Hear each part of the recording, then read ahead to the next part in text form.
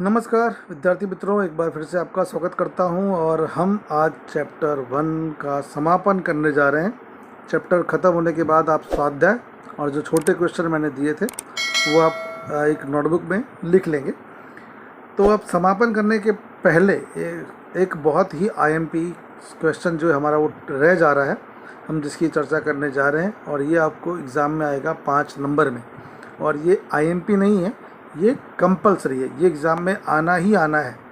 और वो आखिरी क्वेश्चन, सबसे आखिरी क्वेश्चन आपका एग्ज़ाम के पेपर में वही होगा।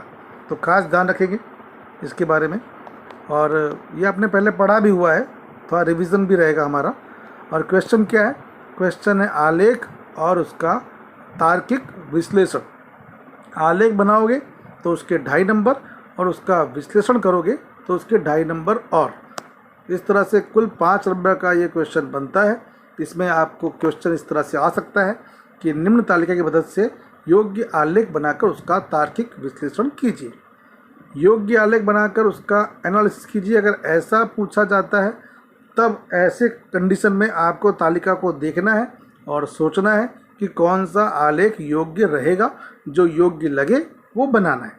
लेकिन अगर ऐसा पूछते नहीं हैं और वो ऑर्डर देते हैं कि निम्न तालिका की मदद से पास पास वाला स्तंभ आलेख बनाओ, तब फिर आपको सोचना नहीं है, जो कहा गया है उसका पालन करना है। ठीक है। अब मान लो तालिका इस तरह से आई, ये तालिका है, ये आपकी किताब में से ली गई है, पेज नंबर 83 पर। आप चाहें तो किताब खोल के आप रख सकते हैं ताकि आपको समझ में बेहतर तरीके से आए। अब इसमें आपको दिख रहा है कि वर्ष दिया गया है और प्रति 1000 पुरुषों पर स्त्रियों की संख्या भारत की अलग है और गुजरात की अलग है। तो आपको OX अक्ष, आपको लग रहा है कि इसके अंदर हम लोग पास पास वाला स्तंभ आलेख बनाएंगे तो योग्य रहेगा, जिसमें हम OX अक्ष के ऊपर हम वर्ष दर्शा देंगे और OY अक्ष के ऊपर हम दर्शा देंगे स्त्रियों की संख्या। और जो भारत और गुजरात है उनके लिए 2 अलग अलग स्तंभ बनेंगे और दोनों स्तंभ को अलग अलग तरह की शेडिंग या रंग हम देंगे ताकि हमें समझ में आए कौन सा स्तंभ जो है वो भारत का है और कौन सा स्तंभ जो है वो गुजरात का है। तो ये मैं आपको समझाऊंगा नहीं, क्योंकि आप लोग पहले भी 11वीं में भी आपने पढ़ा, स्टेट में 11वीं में, इक्को में भी आपने पढ़ा हुआ है। तो हम सीधा आगे बढ़ते हैं और हमारा आज फोकस रहने वाला है तार्किक विश्लेषण पर।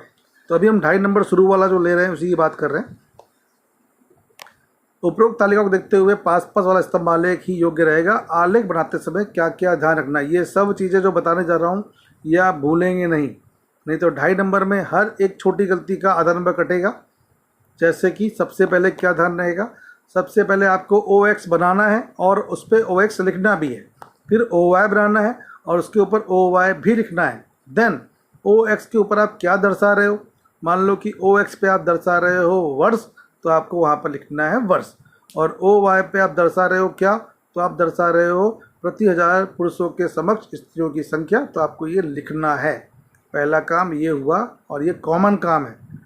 अगर स्तंभ आलेख बना रहे हो पास पास वाला या सरल या विभाजित, तो सब में आपको ये काम करना ही पड़ेगा। फिर अगला काम क्या होगा, अगला काम है कि आपको योग्य स्केल माप लेना है। स्केल माप, सामान्यतः स्केल माप दर्शाया जाता है OY अक्ष के ऊपर, तो स्केल माप लेना है और कितना स्केल माप लिया है ये आपको ऊपर कोने में जहाँ पहले बताया गया था वहाँ आपको दर्शाना भी है। तीसरा पास पास के स्तंभ आलेख और वृत्तांश आलेख में अगर तुलनात्मक अध्ययन किया है, तुलनात्मक अध्ययन में क्या होता है कि 2 या 2 से अधिक परिबल की तुलना होती है। तो आपको सभी परिबलों, जैसे यहाँ पे भारत और गुजरात दोनों के स्तंभ हैं, तो भारत का और गुजरात का स्तंभ पहचान में आए इसलिए दोनों को अलग अलग शेडिंग करना है और ऊपर दर्शाना है बॉक्स करके कि ये जो शेडिंग है वो भारत के लिए है और जो डिफरेंट शेडिंग है वो गुजरात के लिए। तो ये भी ध्यान रहे।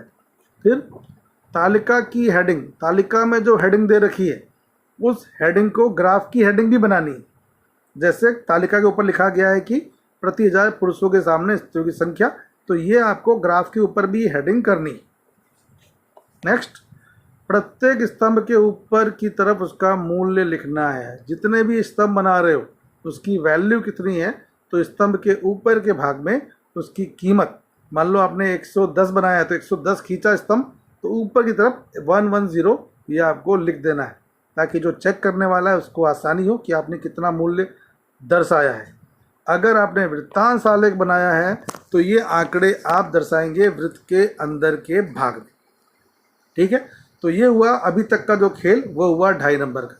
इसमें आपको पूरे 5 रुपये मिलने वाले नहीं है, पूरे 5 कम मिलेंगे जब आप करेंगे एनालिसिस। तालिका आपके सामने है, उस तालिका के आधार पर ही मैं एनालिसिस को आगे बढ़ा रहा हूँ। अब एनालिसिस जो है वो 2.5 नंबर का है। आपको फर्स्ट लाइन ये बतानी है, ये कॉमन लाइन है कि आपने ओ एक्स पे क्या दर्शाया है और ओ वाई पर क्या दर्शाया है। तो जैसे यहाँ पे कहा गया है तो हमने ओ एक्स अक्ष के ऊपर, कुछ गलत हो गया, ये ओ एक्स अक्ष के ऊपर आप दर्शा रहे हैं वर्ष। जरा मैं चेंज कर देता हूँ इसको। ओ एक्स अक्ष के ऊपर आप दर्शा रहे हैं ये वर्ष, और ओ वाई के ऊपर आप दर्शा रहे हैं स्त्री और पुरुष का अनुपात। ठीक है, तो इसको आप चेंज कर लेना। ये थोड़ा सा पढ़ते हुए ध्यान आया, मैं फिर से इसको पढ़ देता हूँ चेंज करके। अभी ये चेंज होगा नहीं यहाँ पर। तो ओ एक्स पे आपने जो दर्शाया है वो आप बताएंगे, और ओ वाई पे आपने जो दर्शाया है आप वो बताएंगे। नेक्स्ट क्या होगा?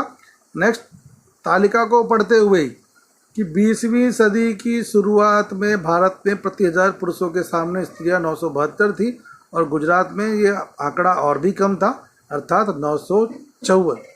ये सब कुछ तालिका में है, मैंने तालिका से ही उठा के यहाँ पे आपको कहा है, कुछ भी अपनी तरफ से लिखा नहीं है। मैं खाली कुछ आंकड़ों के साथ हम थोड़ा बहुत खेल सकते हैं, वो हम कोशिश करेंगे, कम या ज़्यादा वर्ड यूज़ कर रहे हैं। नेक्स्ट क्या है? आज़ादी के पश्चात, देखिए अब आंकड़ा जो आ गया है वो 1961 का आने वाला है। तो 1961 का आंकड़ा बोल रहा हूँ मैं, इसलिए मैंने वर्ड यूज़ कर दिया आज़ादी के पश्चात। आज़ादी के पश्चात भी स्थिति और भी बिगड़ती गई, और भारत में जो प्रमाण पहले 972 था वो घट के हो गया 941, और गुजरात में हो गया 940। वजह क्या है? तो वजह भी यहाँ पे आएगी। वर्ष 1991 में भी, अब ये वजह किताब में नहीं दी गई है, तालिका में दी नहीं गई है, पर हमको समझ में आनी चाहिए इसलिए मैंने लिख दिया। इसीलिए इसको हम कहते हैं तार्किक विश्लेषण। आपको आपके दिमाग लगा के कुछ शब्दों का प्रयोग करना है। 1991 में दहेज प्रथा, स्त्री भ्रूण हत्या। स्त्री भ्रूण हत्या क्या होता है? बच्ची के जन्म से पहले ही माँ के पेट में बच्ची की हत्या कर दी जाए, तो इसे हम कहते हैं स्त्री भ्रूण हत्या। और कुपोषण जैसी समस्याओं के कारण समाज में स्त्रियों का प्रमाण उपेक्षित रहा है, और प्रमाण घट करके 927 हो गया भारत में, और 936 हो गया है गुजरात में। ये आंकड़ा भी तालिका से ही लिया गया है। और पाँचवें में आपको दिख रहा है कि आखिरी में भारत में कुछ सुधार हो रहा है। जनसंख्या के जो आंकड़े हैं, सॉरी स्त्री पुरुष के जो आंकड़े हैं, उसमें स्त्रियों की संख्या बढ़ी है, तो हम थोड़ा पॉजिटिव वे में लिखेंगे। और जो लिखा है मैंने, 21वीं सदी में लोक जागृति, स्त्री शिक्षा और स्त्री भ्रूण हत्या विरोधी कानून की वजह से भारत में स्त्रियों के प्रमाण में सुधार हुआ है, और ये बढ़ कर के हो गया है 940। लेकिन गुजरात में सुधार नहीं हुआ, और वहाँ पर अभी भी प्रमाण है 918। तो ये सब का एनालिसिस करने के बाद हम एक निष्कर्ष पे पहुँचते हैं। तो निष्कर्ष आपको ज़रूर लिखना है, और वो यहाँ पे क्या आया कि इन आंकड़ों को देखते हुए हम इस निष्कर्ष पे पहुँचते हैं कि अभी देश और प्रदेश, मतलब भारत और गुजरात, दोनों जगह पे स्त्रियों की असमानता को दूर करने के लिए और अधिक प्रयासों की आवश्यकता है। ठीक है, तो ये ध्यान रखिएगा। और मैं एक बार फिर से बोल दे रहा हूँ कि ये थोड़ा सा गड़बड़ हो गया है। ओ एक्स पे आपने विस्तार नहीं दर्शाया है, ओ एक्स के ऊपर आप दर्शा रहे हैं यहाँ पर वर्ष। ओ एक्स पे वर्ष है, और ओ वाई के ऊपर दर्शा रहे हैं स्त्री और पुरुष का प्रमाण। तो वो चेंज कर लेना। ठीक है, बाकी तो सब खत पूरा हो चुका है। अब आप लोग चाहें तो स्वाध्याय जो है वो लिख सकते हैं, और जो छोटे क्वेश्चन मैंने दिए थे सारे, वो सब के सब आप लिख देंगे एमसीक्यू टाइप में। चैप्टर 1 यहाँ पर ख़त्म हो रहा है, और 2 तारीख को चैप्टर 1 जो है उसका objective type MCQ type test है। उसके लिए आप लोगों को अभी से ढेर सारी शुभकामनाएं। धन्यवाद।